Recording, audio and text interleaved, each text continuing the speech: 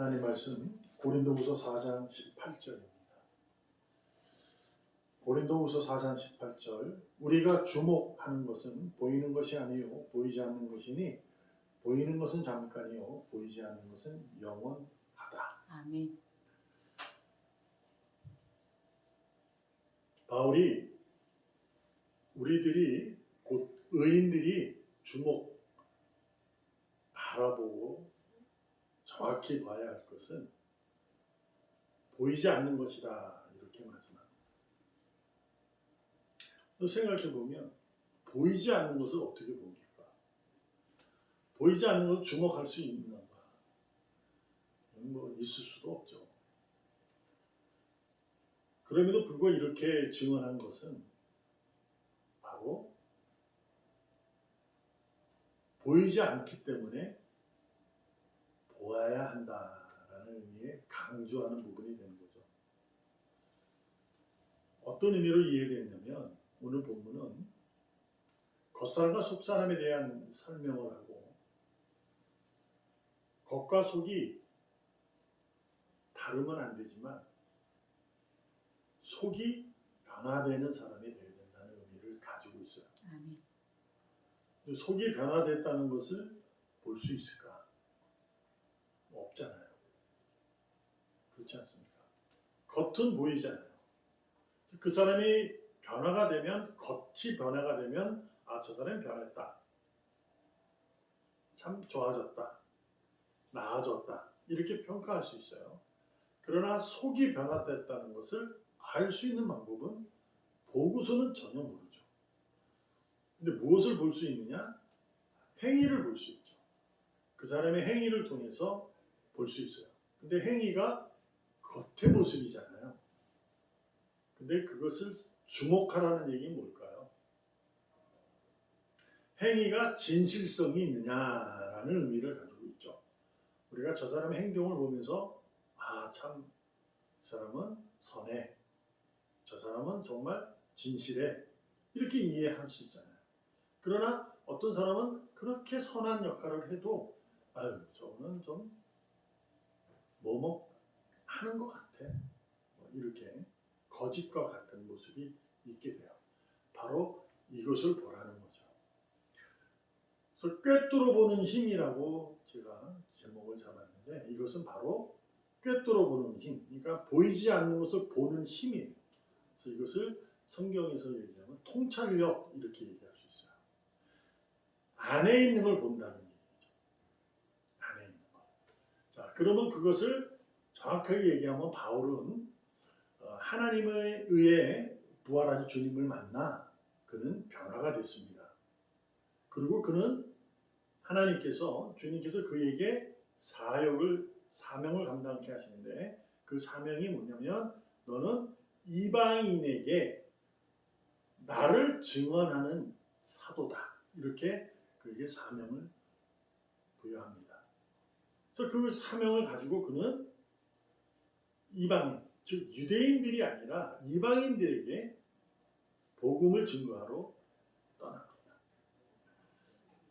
그는 복음을 증거할 때 수많은 역경이 있었을 것이고 환난이 있었을 거예요. 왜냐하면 그는 유대인이어 있었으면 많은 것을 잘 먹고 그럴 수 있었을 겁니다. 그러나 부활한 주님을 만나서 유대인이었지만 그래도 유대인이 증거될 때 조금이라도 더 이롭진 않았을까? 이방인의 전도보다는 그랬을 것 같아요. 왜냐하면 그 유대인들에게 미움을 받을 수 있었어도 자신이 설득하고 이런 부분이 쉬웠죠. 그러나 이방인들에게 나갈 때는 좀 어려웠을 거예요. 그래서 그에게는 수많은 고난이 있었던 거죠. 그러면서 그가 속이 변했던 사람이 있기 때문에 그 고난을 통해서 그가 알게 된 거예요. 보지 못하는 것을 보게 됐다는 거죠.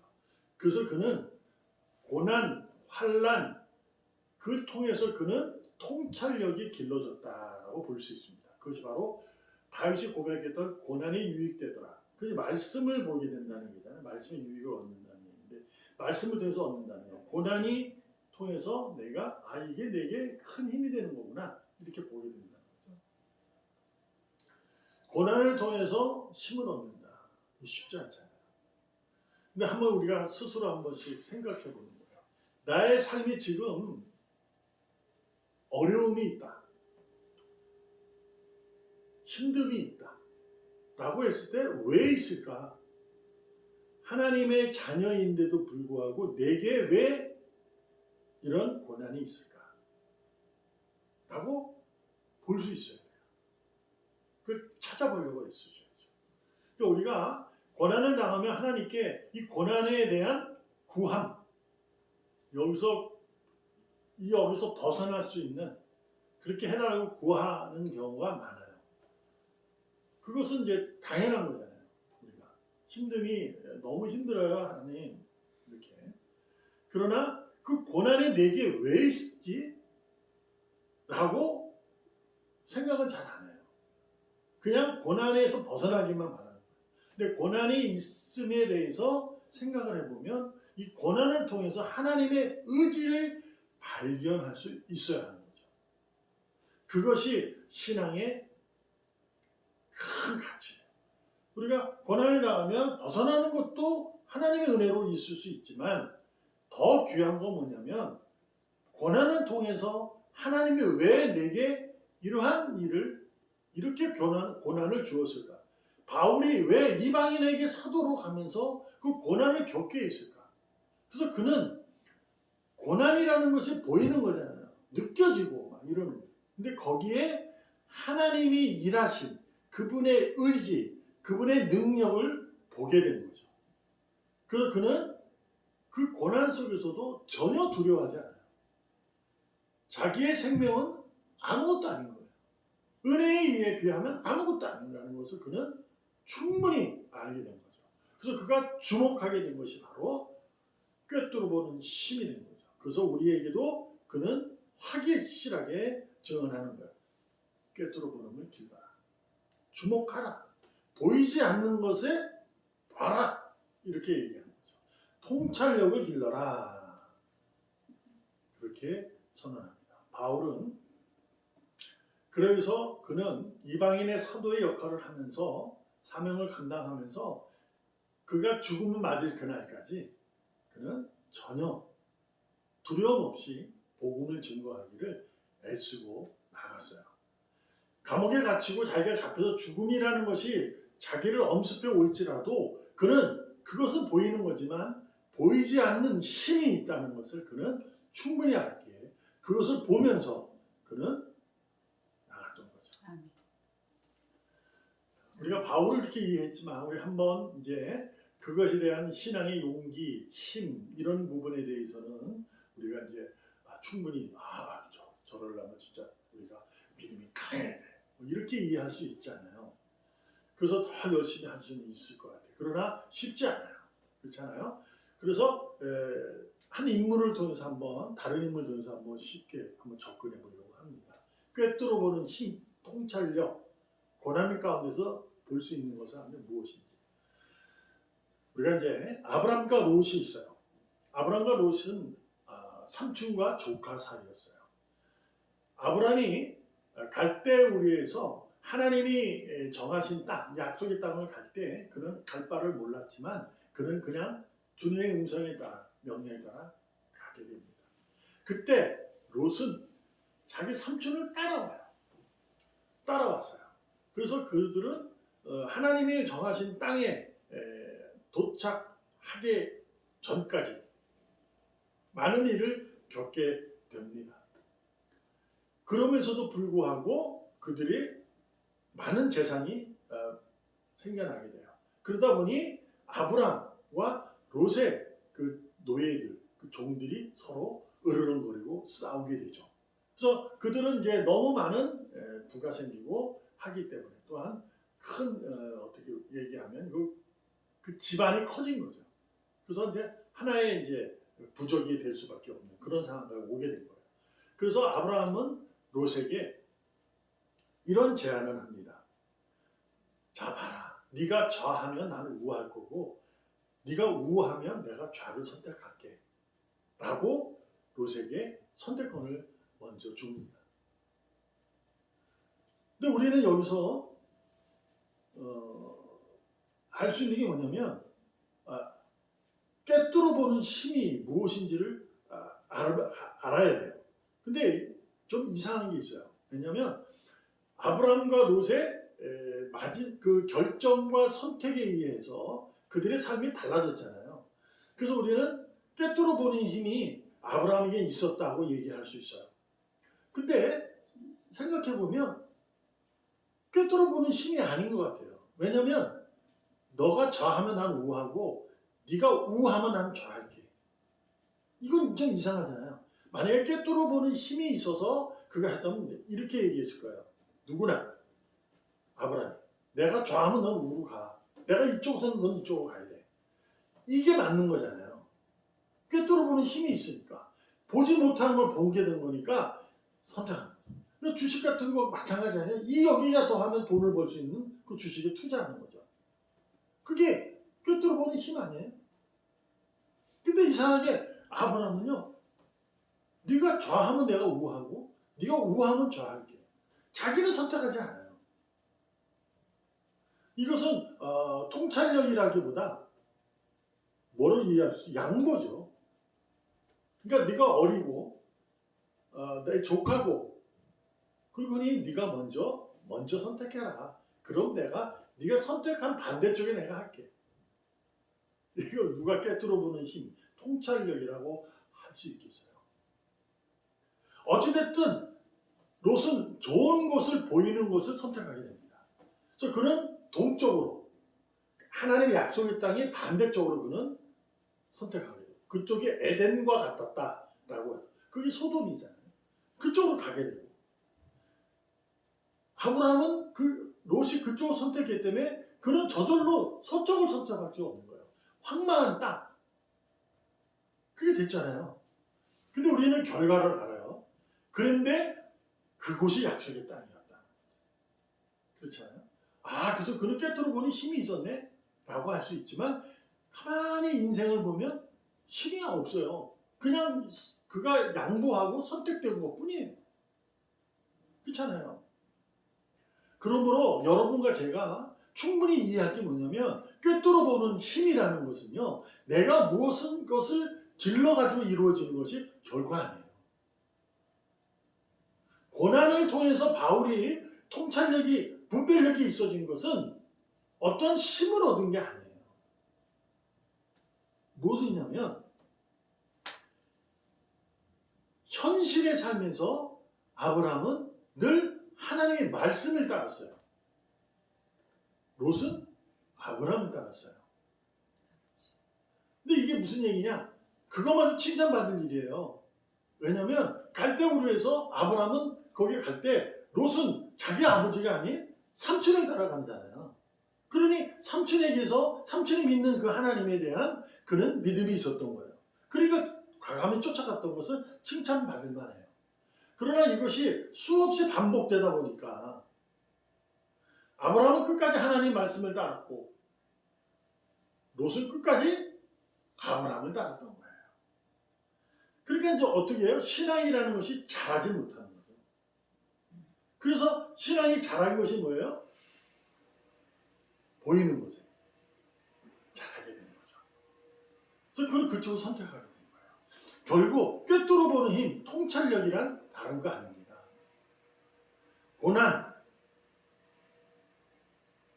지금의 현실 속에서 하나님의 말씀을 따르는 거예요. 그것이 보이지 않는 것을 주목하는 거예요. 속사람은요, 안에서 변화된 사람이에요. 안에서 변화된 사람은 겉으로 드러나야 되는데 그것이 겉사람들만 있어지는 그 모습으로 다른 모습이어야 된다. 그게 아니에요. 속사람은 내가 속으로 다져진 하나님의 자녀로 세상 속에서 하나님의 말씀에 의해 살아가는 삶을 얘기하고 있는 겁니다. 꿰뚫어 보는 힘, 통찰력, 분별력이라는 것은 다른 것이 아니라 현실 속에서 하나님의 말씀을 따르는 겁니다. 하나님의 말씀은요, 너 이것을 선택해라. 또 문제가 배도하면 이것이야 A와 B 중에 B, A 이렇게 설명하지 않아요. 성경은 답을 내주지 않아요. 다만 답이 이미 다 돼 있어요. 끝난 거예요. 뭐라고 얘기하냐면 나는 너의 하나님이다. 내가 하는 말을 듣고 따라라. 이거 성경이에요. 거기서 내 그 약속의 근원을 예수 그리스도를 보여주겠다. 그러니까 예수 그리스도 믿음 안에서 너는 살아라. 이것이 끝이에요. 그러니까 우리가 또한 꿰뚫어 보는 힘, 뭐 통찰력 이러면 어떤 믿음의 강함, 믿음의 능력자, 그래서 남들과 다른 어떤 무수한 기적 같은 능력이 있는 삶 이렇게 이해하는데 전혀 그렇게 되면 성경은요, 믿음은요 그런 사람만 믿어야 돼요. 일반 사람들, 아무로도 아닌 것 같은 사람들, 그건 뭐 어떻게 되는 거예요? 성경에서도 인물 위주로 우리가 이해를 하면 유명인만 하늘나라 가는 거예요. 근데 우리가 알듯이 그들만 하늘나라 간 게 아니에요. 무수히 아무런 이름도 없이 있었던 무명인들도 있어요. 특별히 엘리야가 도망치고 할 때 하나님이 바알 앞에 무릎 꿇지 않은 7,000명을 숨겨두었댔어요. 7,000명은 이름도 거론하지 않아요. 하나님은 당신의 백성을 늘 책임지고 있고 그걸 붙잡고 계시는 거죠. 자기의 말씀에 의해 살아가는 사람들이 있다는 거예요. 그것이 믿음의 능력이고 그것이 통찰력이며 분별이고 꿰뚫어 보는 힘, 곧 현실에서 보이지 않는 것을 보는 믿음인 줄로 능력인 줄로 믿습니다. 다른 어떤 무엇인가 내가 뭐 이걸 선택해서 그 잘 되어지면 그것이 신앙이라고 여겨지는 것은 잘못된 거예요. 쉽게 따지면 롯이 선택한 동쪽은 처음에는 훨씬 더 좋았어요. 그럼 그게 믿음이에요? 결과는 어떻게 됐어요? 그게 도망 나갔잖아요. 그러다가 무너지게 되고 그 시간까지는 시간이 있었어요. 그리고 우리는 시간 속에서 그 시간 속에 있다면 너는 정말 하나님의 은혜를 이렇게밖에 이해 안 하잖아요. 결국은 그리신면 그거 아니었나 보다 이렇게 얘기하는 거지. 우리가 믿음을 서로 같이 충분히 이해할 것은 하나님. 이사야 40장 8절에 우리가 너무나 잘 아는 푸른 마르고 꽃은 시더라. 우리 하나님의 말씀이 영원히 서리라. 아멘. 그렇게 말하니까 하라는 거야. 이사야 선지자고. 하나님의 말씀은 영원히 설 것이다. 하라. 이렇게 전하라는 거야. 이사야 선지자. 무슨 얘기냐? 풀은 마르고 꽃은 시다. 풀이라는 것은 양식을 얘기할 수 있고 꽃은 화려함을 얘기할 수 있잖아요. 보이는 것에 대해서 이스라엘 백성들이 딴짓하는 것에 대해서 하나님은 경고하고 있는 거예요. 이사야를 통해서. 보이는 것을 만족해서 그쪽을 쫓아가고 선택하고 가는 것은 아니라는 거죠. 그렇다고 해서 우리가 인생을 살아가면서 양식도 선택 안 하고 화려함 선택하지 말라는 의미가 아니에요. 그건 선택을 할 수 있어요. 우리가 살아가면서. 그러나 우리가 우선하고 우리의 같이 속사람이 변하는 것은 뭐냐면 나는 이것을 선택할 때도 하나님의 말씀에 의해 선택이 되어야 된다. 그 얘기를 하고 있는 겁니다. 어떠한 문제가 내 삶에 있게 되면 세상에 보여지고 나타난 것으로 해서 그 삶을 믿음으로 이해하는 것이 아니라 내게 이러한 일이 벌어졌을 때 하나님의 의지가 무엇인가를 봐야 돼요. 그걸 받는 거야. 그래서 이리저리 옮기는 것이 아니라 내가 있는 그 자리에 하나님이 허락하시고 있다는 것은 그 자리에서 너의 영광을 너의 찬양의 소리를 내가 받겠다는 거거든요. 너가 있는 그 자리에서 네 자리가 고난이고 징계받는 아주 어려운 자리일지라도 너가 찬양을 하고 있다면 그 찬양으로 내가 영광을 받겠다는 거예요. 그래서 하나님은 우리에게 자리를 허락하신 거거든요. 근데 우리는 자리를 자꾸 옮기려고 해요. 어려움은 다른 곳에 가서 쉬운 곳에 푸른 풀밭 찾아가고 화려한 곳 찾아가는 거죠. 그곳에만 영광이 되는 줄 알고. 우리가 주목할 것은 보이지 않는 영원한 것이라고 바울은 분명히 증언합니다.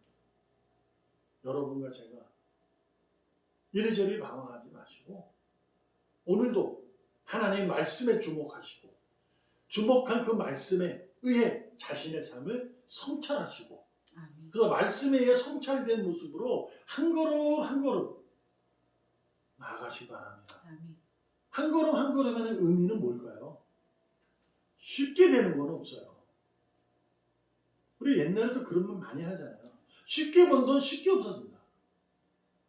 뭐 예를 드는 것이 좀 저기 할 수 있지만 그런 거예요. 내가 쉽게 뭔가를 얻어주면 쉽게 이뤄요.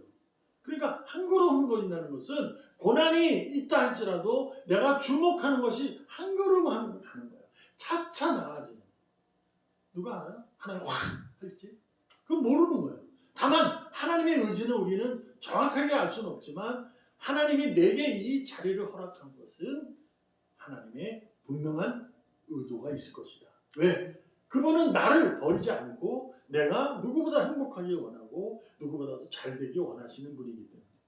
그래서 내가 볼 것은 이 상황에서 주목할 것은 보이지 않는 영원함, 곧 말씀, 하나님인 줄 믿습니다. 아멘. 기도하겠습니다. 은혜가 풍성하신 하나님 감사합니다. 오늘도 현실의 삶에서 하나님을, 말씀을 그럼에도 불구하고 무슨 일이 있을지라도 어떨지라도 통찰력, 꿰뚫어보는 힘으로 복음의 삶을 힘차게 살아가게 하여 주시옵소서. 용기 있게 하여 주시옵소서. 살아계시는 예수님의 이름으로 감사하며 기도합니다. 아멘. 아멘.